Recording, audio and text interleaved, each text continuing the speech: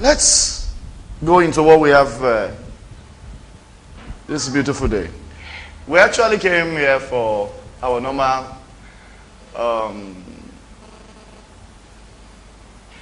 monthly summit, a family summit. One of the reasons why God called us to this summit is that many people are not happy with their marital life. Many people are not married. We are not happy. Many homes, because if we're going to have a great church or a great nation, it will all start from the homes, from the families. Before some young people get married, everybody's praying, I want to be married, I want to be married. 2 years into the marriage, they are praying, Father, I want to divorce.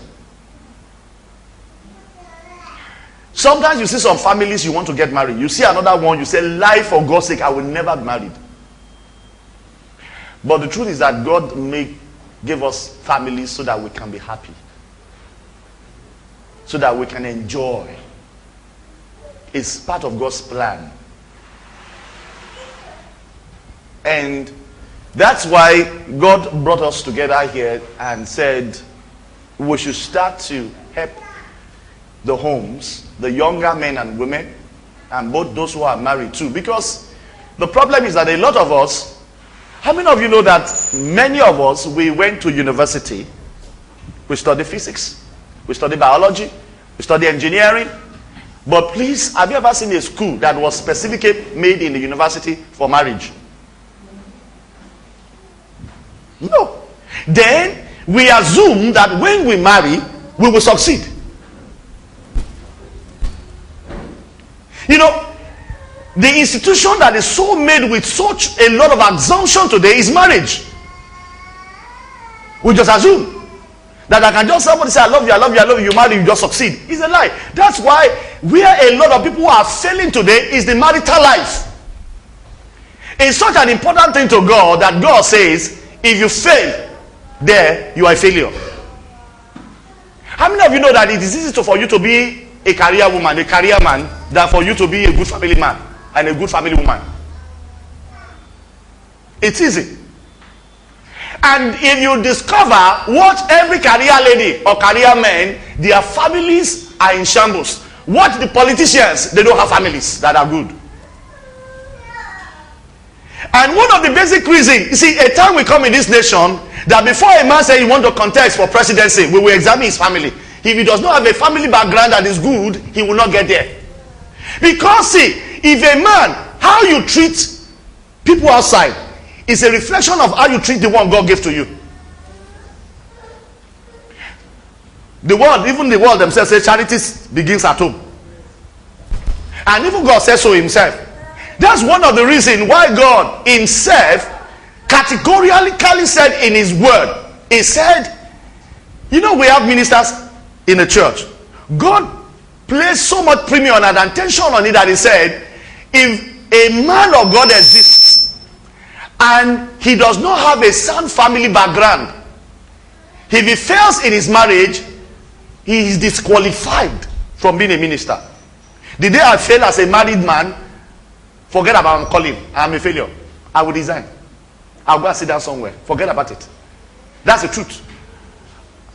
If I have a, you know, one of the reasons why some people are still in ministry today is because of their reputation. I don't have any reputation, no. God is my reputation. The word of God is my reputation. So if I fail, that's one of the reasons for years, if anybody who knows me knows, I pay a very keen attention on my family, on my wife, on my children. They will say, who took that money? Pastor's son. Who took that thing? Pastor's daughter. God forbid. Some people even tell me, you are too tough on your children. Yes. You are tough on your wife. Yes. It's true. Because I'm going somewhere. I sat down for years, asked my wife. I was the one that carried my children at the back. I was the one that would take them. I sat with them. That at the age of 3 and 4, each of them got to know Jesus Christ. I've been praying. Because once you are a pastor, the devil like a pastor to spoil so that he can disqualify me.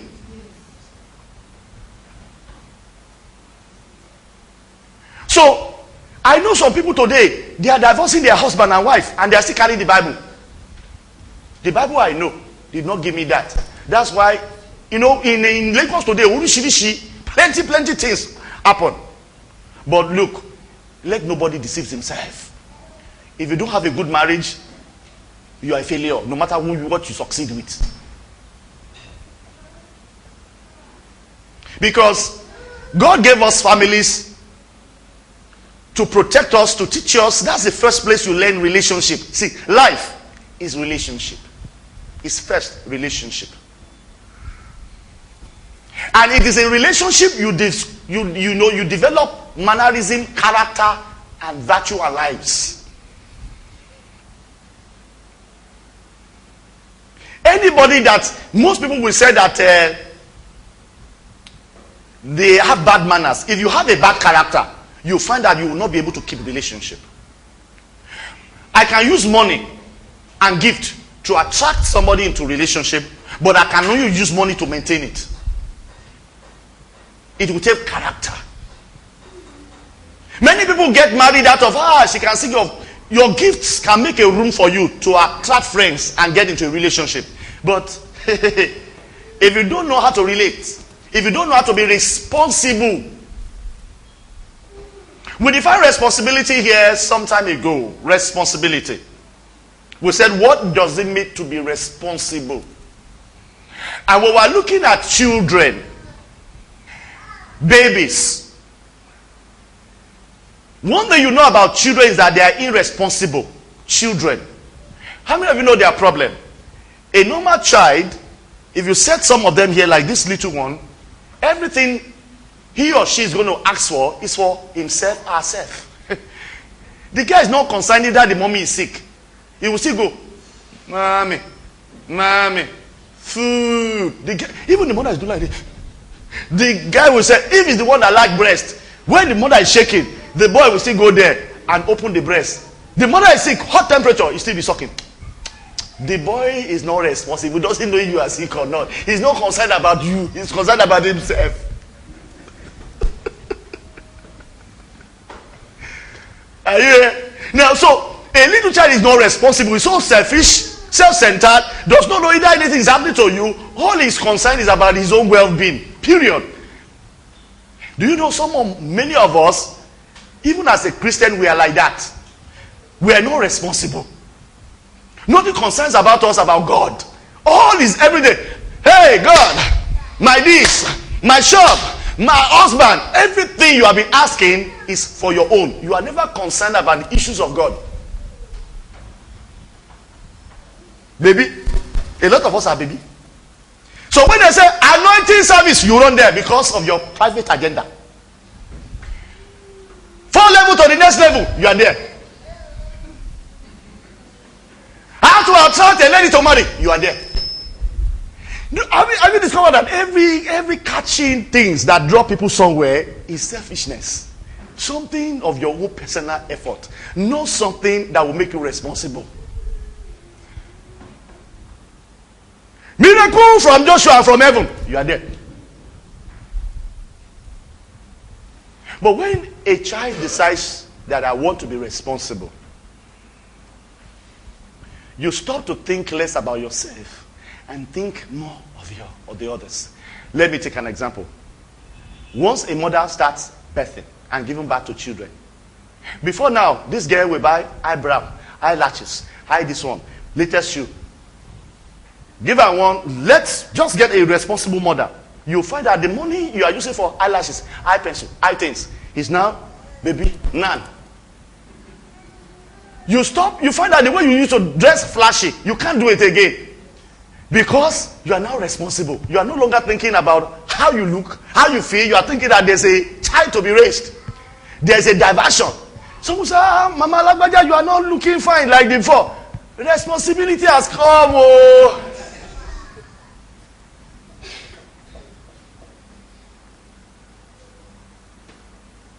So you find out that responsibility takes your eyes from yourself to the people God has put in your care, and you begin to provide for them. Sometimes they must eat first before you eat. You are hungry like this, and as you want to eat them, and then your son says, "Mommy, mommy, mommy, I'm hungry." You look. You just take one spoon and say, "Take." They go. You can start drinking water, but you mustn't allow them to drink water. Responsibility. Responsibility will make you a selfless man. Responsibility will make you to forget your need to meet the need of others.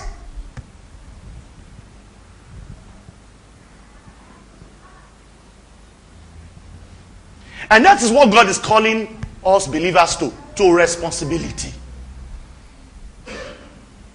A lot of us, the reason why we are not dedicated to God's work is because of our personal interest.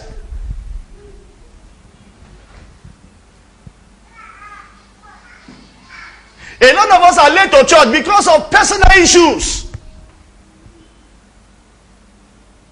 Many of us, we have not learned to be responsible, and yet some of us want to marry. Because marriage is responsibility. Because once you get married, all that your party you used to go with your friend, it will stop. You will cook for your husband. That man that looked to go to club with his friend, and then you come back by 10 o'clock, you can't do it again, no. Otherwise, you will give the woman hypertension. It will stop. If there's anything that responsibility deals with in a person, it deals with your character. It matures you. Until a person carries responsibility, he cannot learn maturity. Maturity starts when a child begins to get responsibility. It is responsibility that matures a man and a woman. That's why once a mother begins to rear kids, you will discover that their psychic, the way they think, begin to change. Their paradigm begin to change. They begin to think more maturely. A lot of us before wedding, we are ready to do everything, to buy that ring, to buy a lot of things we do during wedding. But after we get married, ask the lady, says they regretted they would have not done this thing, they wasted money here and there. But during that time, for them not to wear white gown, there will be trouble. Heaven and earth, they must do everything. But the thing is that what would those white gowns and all those unnecessary spendings you do during your wedding, what will it sort out for you? Because you just want to meet societal requirement so that people will not despise you. But look, a wise person, you see, even before marriage, it is good for some of us to save a lot of money. I believe that in these times we are training people to be wise, to know the real issues and the things that are not real. And that's why if we're going to succeed in our marriage, then there's a need for us to have a school whereby we can be retaught, we can be readjusted, we can be retrained, and we can really have the correct paradigm and thinking thought to happy home. Now, you know, it is so wonderful that when God talks about woman, he talks about them in the perspective of being virtuous. When he talks about the man, he talks about the man in the aspect of becoming a faithful man. And all I think any lady needs is that you need a faithful man. If a lady can get a faithful man, you will succeed in life. You will be happy. All we are looking for is not a guy that works in an oil company. It's not a guy that has cars. It's not a guy with money. Because the guy that has money today, in the next 3 months, the guy can be very poor.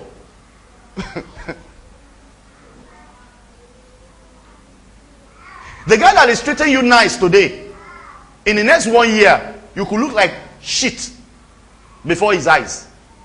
So you can see favor can be deceitful. But there's one thing that will never cease. If you get a man that fears God. If you get a faithful man. So the idea sometimes is training us, one, the younger ones who are not yet married, to know what to look for in marriage. Because many a time when you want to make choices, we look for the wrong things. You know, we are in the world. And I could say that the world has greatly influenced us. Do you understand what I mean? What we see every day, what we watch, what people do. But Jesus said, listen, he said for Christians, he said we are in this world, but we are not of them. We are not like them. We shouldn't behave like them. We have different government that governs us. We are not governed by what happens in the world. What majority of what happens in the world are lies. Remember, the devil is the father of all lies. So all you watch in televisions are lies about relationship, about marriage. For example, it's so natural for you to think that once you are courting or dating somebody, the natural way for you to express love is to have sex. Television, radio preaches it. That's what you see there. Once two people, hello, I love you, the next thing is that you see them having sex. That's the way the society is. Even the society cannot tell the younger people that are not married not to have sex. They will tell them to, what is it I used to tell them? They tell them to use condom. So if you don't want to have something, you should save sex. There's nothing like safe sex for singles. Sex is never for those who are not married. The world doesn't want it to believe it, but I don't care what they believe. That's why percentage of the problems that the younger men and women are getting today, even in their marriage, they are traceable to premarital sex.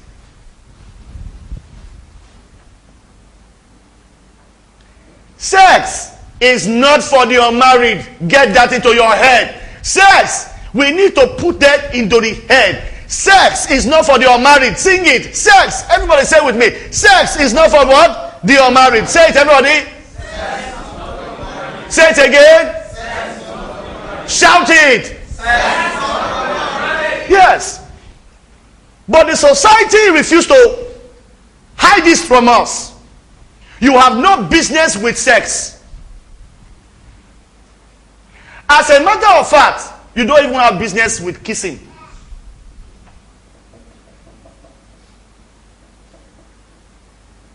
Some of you say, Pastor, you are too much. What are you talking again? So we can't kiss when we are cutting. Yes.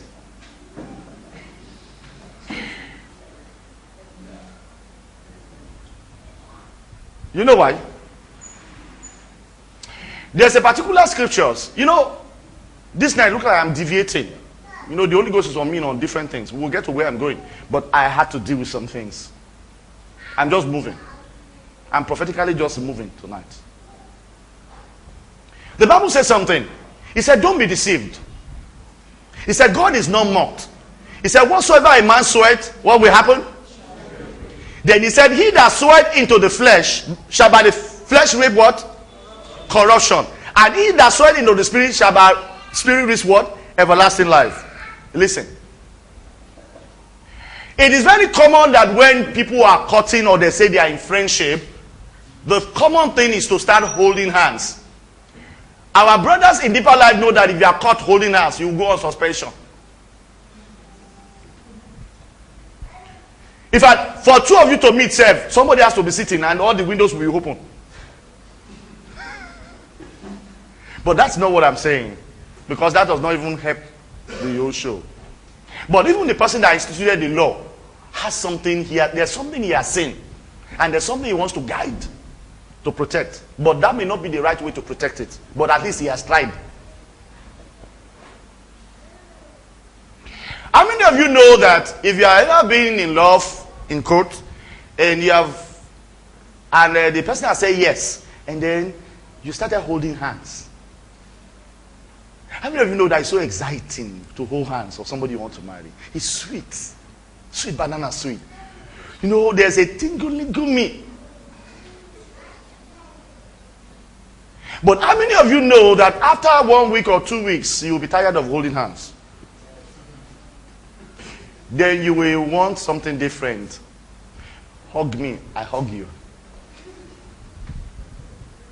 So we'll say, then the current continue to flow.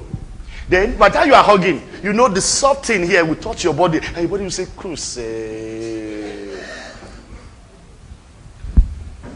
And we have been there, so let's talk it. Some of you think we are not be there. We are talking the way it is real.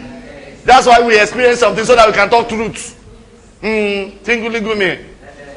So after another weeks of hug me, I hug you, you'll be tired of hugging. You want something else. Let's peck. After pecking, you are tired. Now it is put it to you. Saliva, this is sweet. Then, from 1 minute, it goes to 2 minutes. From 2 minutes, it goes to 5 minutes. From 5 minutes, it goes to 10 minutes. From 10 minutes, it goes to deep caressing. No. These are the issues. No Christian lives to say, I want to fornicate.